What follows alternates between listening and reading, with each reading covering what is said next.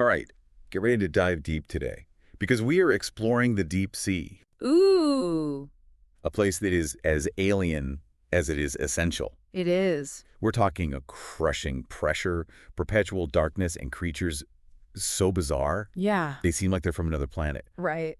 You might be thinking, okay, cool, Mm-hmm. but why should I care about a place I'll probably never visit? Well, the deep sea is more than just a curiosity. It's about understanding the limits of life, the incredible power of adaptation, Right. and really the interconnectedness of our whole planet. Yeah, We're talking about survival on an epic scale in a world we've barely begun to explore. exactly. And plus, let's be honest, who doesn't love a good mystery? Oh, I am totally with you on that. Yeah. So let's start with the basics. Just Okay. how extreme is the deep sea environment? Okay, so Take us a picture. imagine this. You're at the bottom of the Mariana Trench, Okay. the deepest point on Earth. Hmm. The pressure there is so intense, it would feel like having 50 jumbo jets piled on top of you. Wow. And forget sunlight once you get past a certain depth. Yeah. It's perpetual night down there. No sunbeams, just an inky blackness that go on forever. Okay. 50 jumbo jets worth of pressure. Yeah. Feeling a little claustrophobic just thinking about it. Right. But life finds a way, right? Rapidly. How do things even survive down there? That's where bioluminescence comes in. Okay. It's not just a cool light show. It's an absolutely essential adaptation for survival in the deep sea. Right. So we're talking creatures that can produce their own light, using it to attract mates, lure prey, or even scare off predators. So it's like their own personal flashlight in a world of eternal darkness. Exactly. I'm picturing those anglerfish with their little glowing lures Yes. dangling in front of their mouths. Yes. Creepy, but brilliant. The anglerfish is a perfect example that bioluminescent lure isn't just for looks. Right. It's the result of millions of years of evolution, a tool perfectly honed to attract unsuspecting prey. In a world where every meal counts, but the anglerfish isn't the only one with a light show down there. Yeah. The forms bioluminescence takes are as diverse as the creatures themselves. So we've got intense pressure, no sunlight, and creatures that are basically swimming glow sticks. Yeah. What about the temperature? Yeah. Is it like a tropical paradise down there? Not quite. Think more along the lines of a constantly chilled swimming pool, Okay. hovering just above freezing. Right. And as if that wasn't enough, food is scarce in the deep sea. Right. Most creatures rely on what's called marine snow. Marine snow. Yeah. That sounds poetic. It's basically a constant rain of dead organisms and organic matter drifting down from the surface. Okay. Think of it as nature's recycling program, but with a slightly morbid twist. Right. It might not be the most glamorous diet, Yeah. but for deep sea creatures, it's a lifeline. Wow. And along with some truly amazing adaptations, it's what allows life to not just survive, but thrive in this challenging environment. Okay, so we've got crushing pressure, freezing temperatures, perpetual darkness, and a diet of whatever floats down from above. Pretty much. Sounds delightful. Right. But let's talk more about the creatures themselves. Okay. I want to hear about some of these incredible adaptations you mentioned. Sure. Give us the deep sea highlights. Where to even begin? Let's start with the vampire squid. Oh. It's not actually a true squid, but a unique cephalopod with these incredible webbed arms Okay. that look like a cape. A cape. Yes, Now that's dramatic. it is. Does it use its web cape for anything special? That cape is actually a key part of its survival strategy. Ah. It can wrap this webbing around its body, creating a sort of protective sphere. Huh?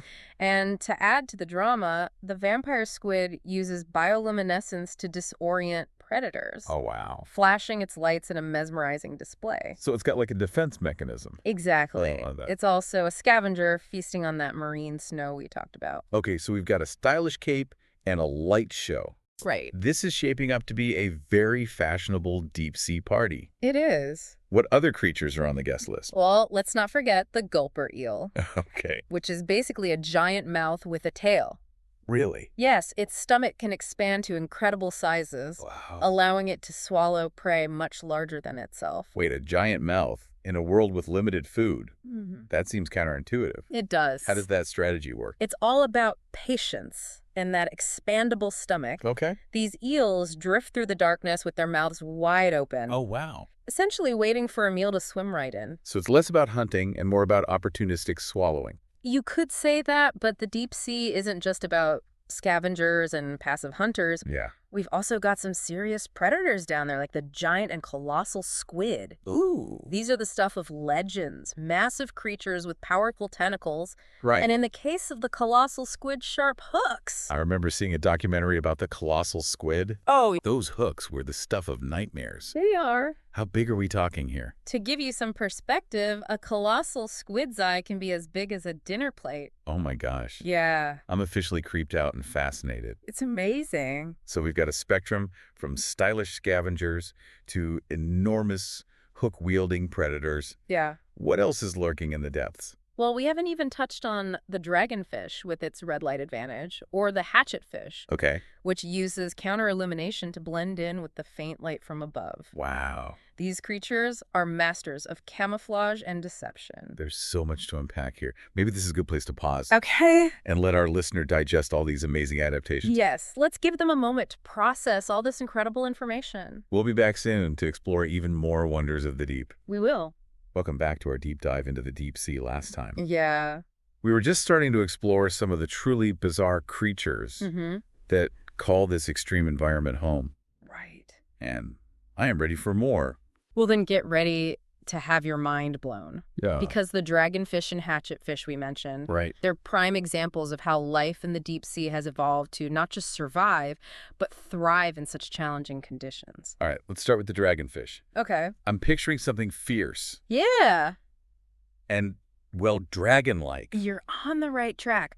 Dragonfish are predatory, Right? with large teeth, a long, slender body, and get this bioluminescent organs. Okay, so they have their own personal light show, too. They do. But how does that help the dragonfish, other than looking cool in the dark? Well, like many deep-sea creatures, they use their bioluminescence to attract prey. Right. But here's what makes them really fascinating. Okay. Some species of dragonfish can actually produce red light. Red light. Why is that so special? Think about the environment. Most deep-sea creatures can only see blue light, Right.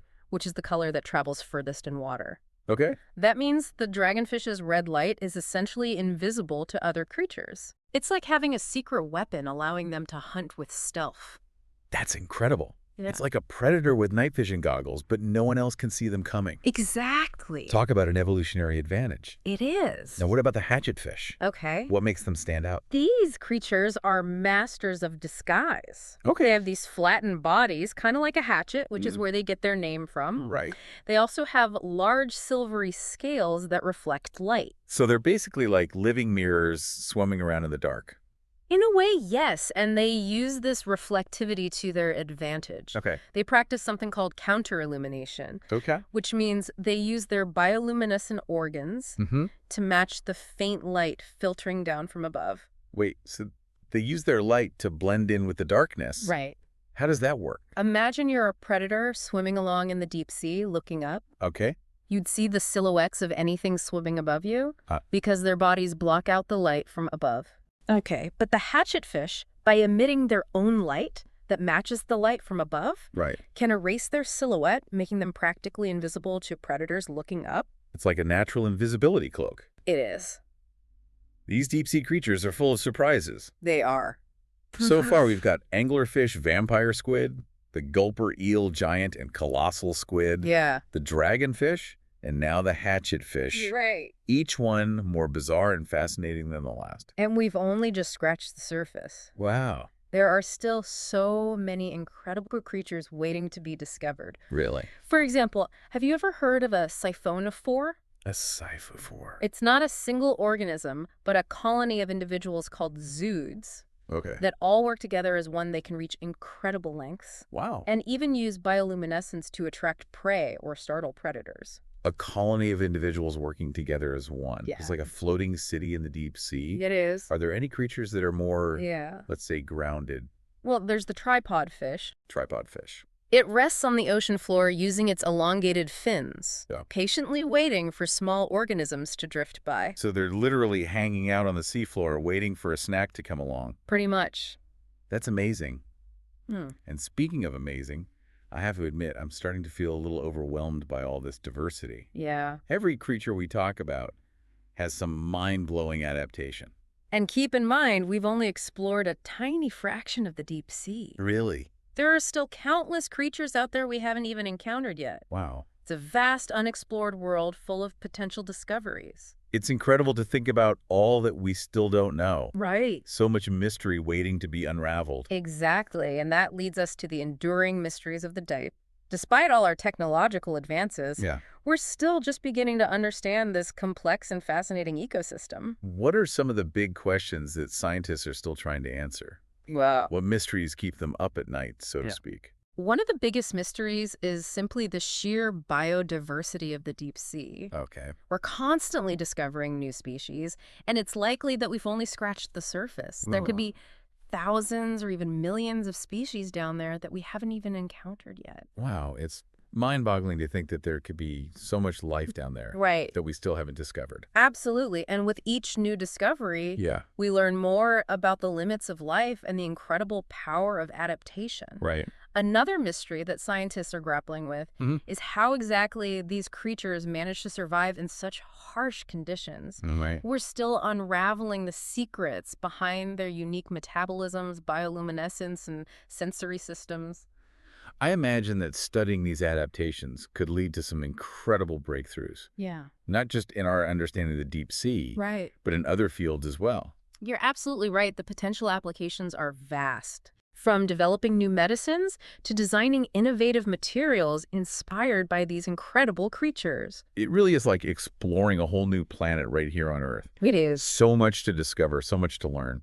And then there's the question of communication. Okay. We know bioluminescence plays a role, Right. but how else are these creatures communicating in the darkness? Yeah. Research suggests that chemical signaling and even vibrational communication might be part of the answer. So there's a whole hidden world of communication happening down there Yeah, that we're just beginning to understand. It's like a secret language of the deep. it is. And finally, there's the mystery of how this complex ecosystem all fits together. Right. How do the different levels of the deep sea food web interact? Mm-hmm. What roles do different species play? Yeah. And how do they depend on each other for survival? Right. Unraveling these intricate relationships is crucial Yeah. for understanding how to protect this fragile environment. It sounds like we still have so much to learn about this incredible place. We do. But before we move on to the importance of protecting this unseen world, Yeah. maybe we should give our listeners some time to absorb all of this amazing information. Yes, let's give them a moment to contemplate the mysteries of the deep. We'll be back soon for the final part of our exploration. We will. Welcome back, deep divers. We've journeyed to the bottom of the ocean, met some truly bizarre creatures, and uncovered some of the enduring mysteries of the deep sea. But it's not all about the weird and wonderful, right? Exactly. Now we need to talk about why this seemingly alien world so far removed from our everyday lives should matter to each and every one of you listening. Yeah, it's easy to think of the deep sea as this separate, almost mythical realm. But as we've learned, it plays a vital role in the health of our entire planet. It's not just a curiosity. It's connected to all of us, even if we never set foot on a submarine. That's right. Let's start with carbon sequestration. The deep ocean acts as a massive carbon sink, absorbing huge amounts of carbon dioxide from the atmosphere. Without this process, the impacts of climate change would be even more severe than they are today. So the deep sea is like a giant natural carbon filter. It is. That's pretty important for keeping our planet healthy. It is, and we can't forget about nutrient cycling. Right. Nutrients from the surface ocean sink to the depths, fueling the deep sea ecosystem. These nutrients are eventually recycled back to the surface, supporting marine life throughout the entire ocean. It's like a giant conveyor belt, Yep. constantly moving nutrients around and keeping the whole ocean system running. Precisely, and as we touched on earlier, the deep sea holds incredible potential for discoveries that could benefit humanity. We've only just begun to explore the incredible diversity of life down there, which means there's potential for new medicines, materials, and who knows what else. It's a vast, untapped resource of knowledge and innovation just waiting to be explored. But with all this potential, it makes you realize how important it is to protect this unique and fragile environment. Absolutely. Deep sea mining and pollution pose significant threats to the delicate balance of life, and the depths we need to be mindful of our impact and advocate for responsible stewardship of the deep sea. What happens in the deep sea doesn't stay in the deep sea, it affects us all. It's been an amazing journey into the abyss. I started this deep dive feeling a little intimidated by the sheer vastness and mystery of it all, but now I'm just filled with wonder. That's the power of knowledge and exploration. It opens our eyes to new perspectives and challenges us to think differently about our place in the world. So to leave you with a final thought, something to ponder as you continue your own exploration of the deep sea. Of all the incredible creatures we've encountered today, which adaptation do you find most fascinating and why? I'm still blown away by those hatchet fish and their invisibility cloaks. It's a tough choice, but I think I'm most captivated by the bioluminescence. The sheer variety of ways these creatures create and utilize light in a world of perpetual darkness is simply astounding. It's a beautiful reminder that even in the most extreme environments, life finds a way not just to exist, but to truly shine. So keep exploring, keep learning, and never lose your sense of wonder. We'll be back soon with another deep dive into a fascinating topic. Until then, happy diving.